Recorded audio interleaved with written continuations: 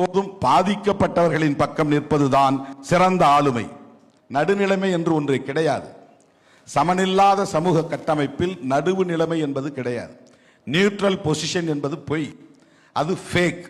ஒன்று ஆதிக்கம் செய்கிறவர்களின் பக்கம் நிற்கணும், அப்படி இல்லைன்னா பாதிக்கப்பட்டவர்களின் பக்கம் நிற்கணும்.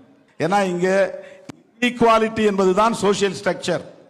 அப்ப சமனற்ற ஒரு சமூக கட்டமைப்பில் எளியவர்களின் பக்கம் நிற்பது, பாதிக்கப்பட்டவர்களின் பக்கம் நிற்பது, சிறுபான்மையினரின் பக்கம் நிற்பது, வல்னரபிள் செக்ஷன்ஸ் அவர்கள் பக்கம் நிற்பது, மார்ஜினலைஸ்ட் செக்ஷன்ஸ் அவங்க பக்கம் நிற்பது, இதுதான் ஜென்யூன், இதுதான் நேர்மை, இதுதான் அறம், இதுதான் உண்மையிலேயே நடுநிலைமை.